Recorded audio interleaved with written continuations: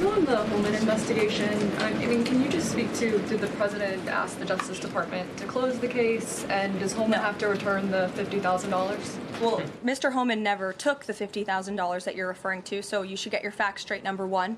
Number two, this was another example of the weaponization of the Biden Department of Justice against one of President Trump's strongest and most vocal supporters in the midst of a presidential campaign. You had FBI agents going undercover to try and entrap one of the president's top allies and supporters, someone who they knew very well would be taking a government position months later. Mr. Holman did absolutely nothing wrong, and even the President's Department of Justice, even Kash Patel's FBI, looked into this just to make sure. They had a number of different prosecutors and FBI agents who looked into this. They found zero evidence of illegal activity or criminal wrongdoing in the White House, and the president stand by Tom Homan 100% because he did absolutely nothing wrong, and he is a brave public servant who has done a phenomenal job in helping the president shut down the border. That was White House Press Secretary Caroline Leavitt last week telling reporters to get their facts straight about the FBI's investigation into border czar Tom Homan for a cash for contracts scheme. It was first reported by MSNBC. Now MSNBC has ironed out more of those details on how Homan became a part of that FBI sting. 4 sources familiar with the investigation and a government document reviewed by MSNBC say Homan was not entrapped by undercover FBI agents, as Leavitt suggested, but rather that those agents were repeatedly steered to Homan by one of his own associates.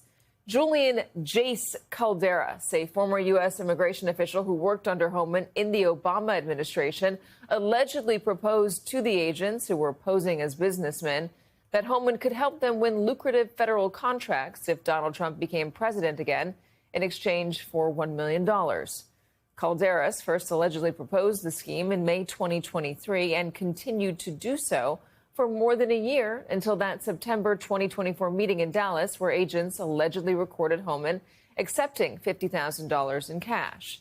Instead of immediately moving to file charges, those agents waited to see what would happen after Homan joined the Trump administration as the nation's top immigration official. But when Donald Trump won, his DOJ shut the whole investigation down. The White House has criticized the investigation as a politically motivated inquiry by the Biden administration, and Homan has denied he did anything wrong. Joining us now, MSNBC Justice and Intelligence correspondent Ken Dilanian, MSNBC senior investigative correspondent Carol Leonnig, and MSNBC senior political and national correspondent Jacob Soboroff. Carol, first off, did I get all that correct? And can you walk us through a little bit more of your sourcing? Yeah, I was pretty impressed because we broke this story a few minutes ago and you got everything right, Katie. An associate of Tom Homan's who had worked with him in ICE at a much lower position than Tom Homan, a man named Julian Calderas, had approached these undercover agents, been introduced to them as part of a different investigation, and several times from 2023 through 2024, Mr. Calderas, according to a document we've reviewed and multiple sources, multiple times proposed Tom Homan can get you contracts.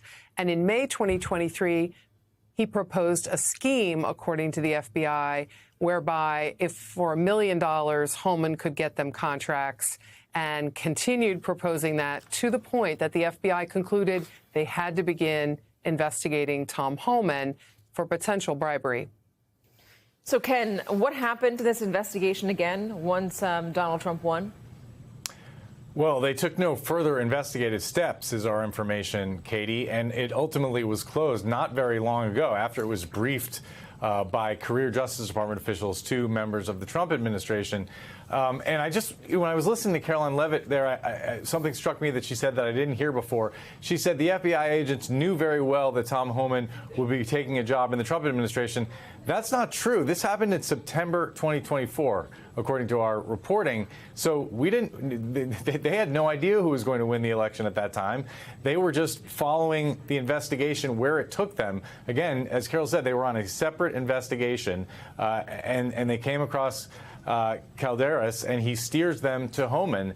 And that was essentially how they got on to Tom Homan and began scrutinizing him. Remember, at the time, he had served in the first Trump administration, and he was working as a consultant and as a lobbyist, essentially accepting money to help steer contracts. That's not illegal. But what the FBI agents heard during this meeting led them to think that, it led some people in the Justice Department to think that they could file charges right then and there. And one of the charges at issue was conspiracy to commit bribery. And it's interesting, when we broke our first story, some legal commentators said, well, you can't conspire with federal agents, so where's the conspiracy? Well, this would have been a factor in the calculations as to whether there could be a criminal conspiracy, because now you have two people accepting money at this meeting, two people working together, saying that Tom Homan will take money to steer contracts. Katie.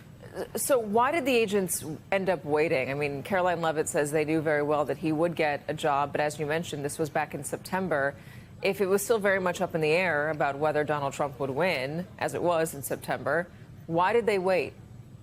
Well, our understanding is there was a debate about that, as there often is on these cases within the FBI and the Justice Department, and the consensus prevailed that it would be a stronger case and an actual bribery charge, potentially, if Tom Homan actually got this senior job that people thought he was going to get. Well, first, Donald Trump had to win. He won.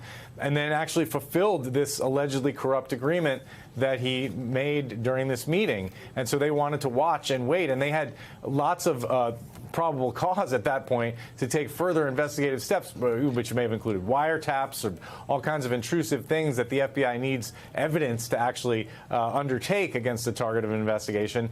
But again, none of that happened, because as soon as this was briefed to the Trump administration, it was on ice, as we understand it. So, Jacob, tell me a little bit about Tom Homan and the intervening years between his first stint in the administration, and why it was believed that he would be somebody who would definitely get a job in this second term, if there was one.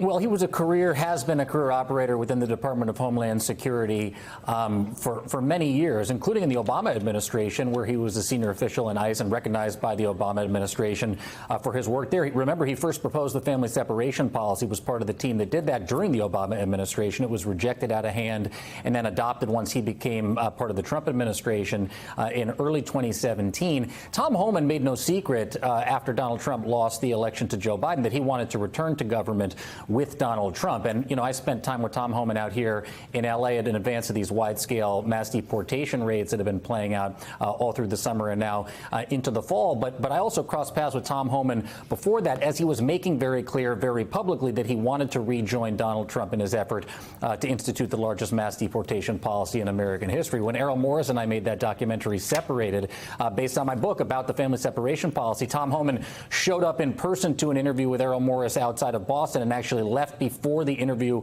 was set to take place. We still don't know why, but we put in the film some of the things that he was saying around that time, including, and it's in Carolyn Ken's latest piece of extraordinary reporting, if he comes back, I come back. He kept saying that over and over again about Donald Trump. When I reported from the floor of the Republican National Convention, I had text message exchanges with Tom Homan asking him about the rumors that he would become the Secretary of Homeland Security, S1, as they call it within the department. And he sent me back a smiley face emoji wearing sunglasses. But then when Donald Trump became president of the United States, and I think this reporting by Carolyn Ken raises an extraordinary question, why didn't he become that job? And I guess we don't fully know the answer to it, but what we do know through this reporting is that this investigation, these interactions with federal agents were taking place. And ultimately, of course, Tom Homan didn't become the Secretary of Homeland Security. He got this informal role as the border czar, where he has shown up now around the country as this dream that he and Donald Trump and Stephen Miller have said that they wanted to execute, this mass deportation policy, has unfolded,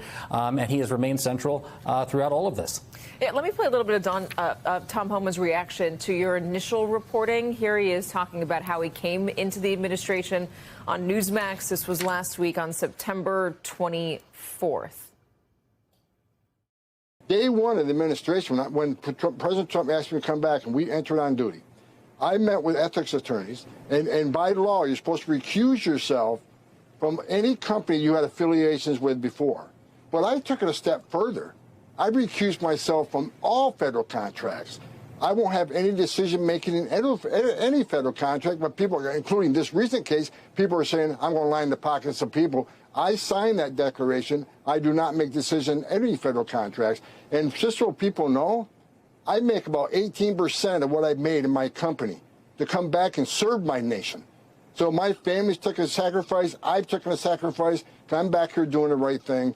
The hit pieces keep coming, but I know who's chumming the water. I know who keeps throwing this information out, and the media jumps all over it. And they're going to see some legal actions real soon. I'm working with a legal team. I'm done with it. They can attack me all they want, but we're going to take action. Carol, any other comment to this updated reporting? I think it's just really important to underscore, Katie, and Ken and Jacob do a great job of keying off these essential points.